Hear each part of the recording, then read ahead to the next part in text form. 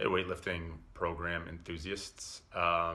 This is the second part of Yasha, my coach, Yasha Kahn, explaining the way that he calculates volume for his training programs for his weightlifters.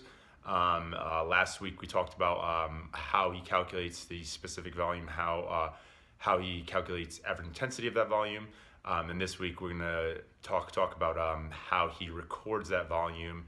How he makes sure that the volume is adequate from week to week, and that he makes sure that he doesn't overtrain his athletes. So this is specifically how you calculate the volume and the average intensity for every exercise. Now, how do you fit that into an actual weekly thing where I know that I've gotten too high in volume and all that stuff, right? Yep. How do you so do that? That's down here. So every day we calculate the intensity, the reps, and the volume. This right here is the volume of primary exercises. This right here is the volume of secondary exercises. And these only have to do with primary exercises. For each day we calculate it, and then we sum it for the week. And we do the same thing for every week.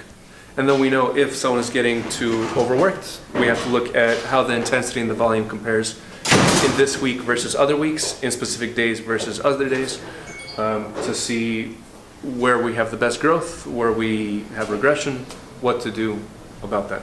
And this way, if you calculate it and you know what numbers you're dealing with, you can change it relatively easily from week to week, from cycle to cycle, to see what worked, what didn't. Okay, so my coach, who used the same methods for a powerlifting style program, okay, he learned from a Russian coach that came over in 1990 something or whatever too.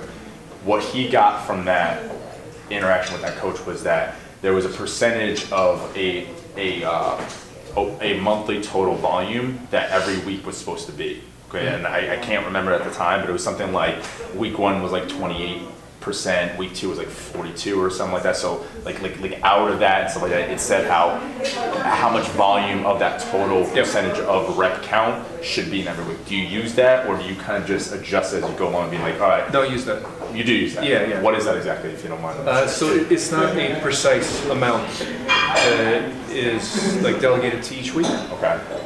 But there's a long table of examples of how to arrange the volume for a 4-week cycle that work best. Okay. And there are a lot of different variations. Right. But you can't do 3 heavy weeks in a row and then 1 very light week. You have to keep increasing, decreasing both the intensity and volume.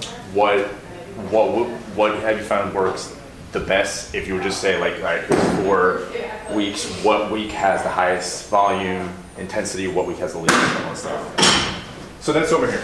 Oh, he had it. Look at that. We have. That's just an example. But in general, week 1 has the highest, a good amount of volume with primary exercises. Week 2 has slightly less volume. Week 3 has less than that. Week 4 has the least.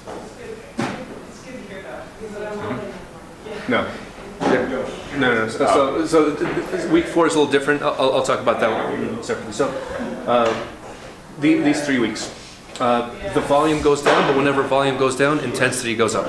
Because if intensity is really high, you can't also have a high number of reps. So with the higher intensity, number of reps goes down, as does volume.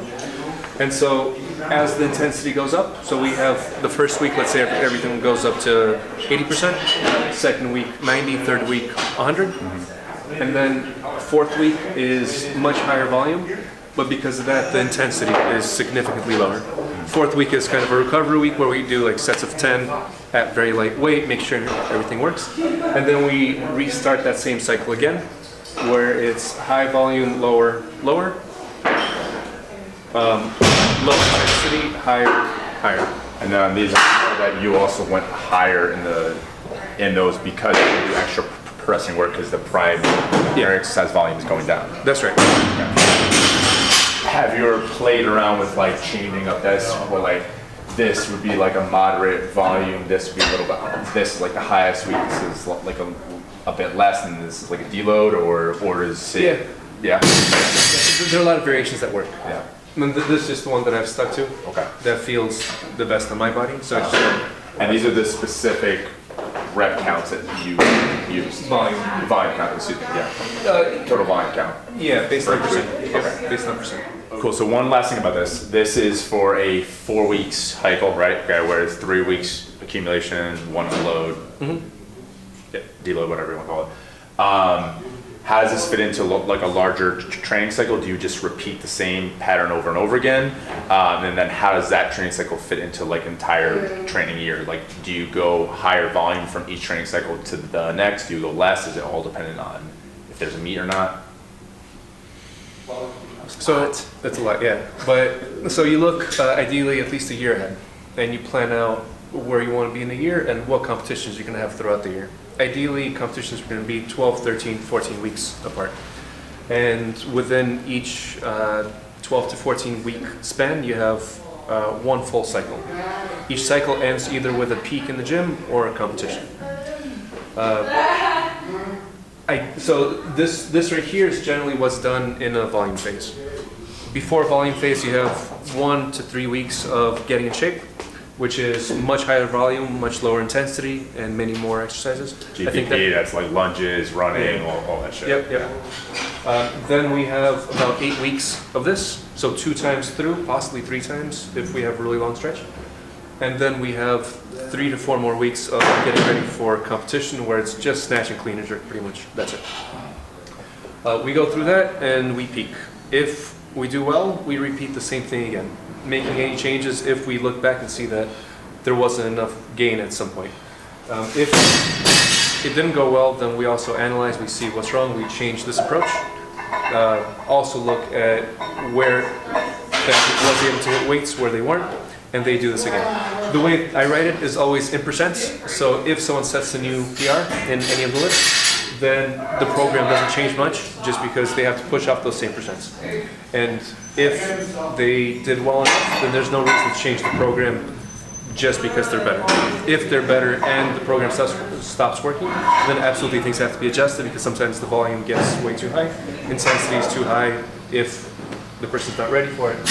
But otherwise, you can stay with the same program until it stops working. So the changes from one training cycle to the next one don't have to do with like a set, like I'm always going to go more volume the next training cycle or less volume. It's just always dependent on how the last training cycle went.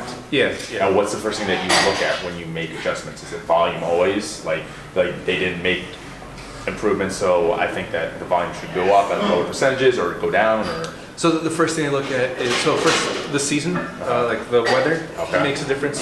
End of the summer is going to cause a lot of back injuries, so going too heavy is going to cause problems there. In the winter, everyone has a little bit more weight, so they can handle volume a little bit better. So that's its goal. Also, on the peak, you can look at the performance, the technique, and base exercise selection on that. So if there's something that's coming up, something wrong with the technique, then you can select exercises to fix whatever that problem is and put it in here.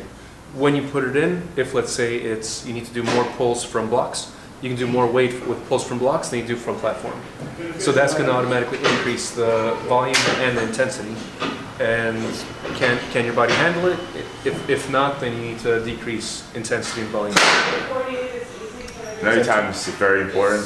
Thank you so much, man. That was awesome. Team Yasha shirt's going on sale, probably never, but when he does, I'll buy one.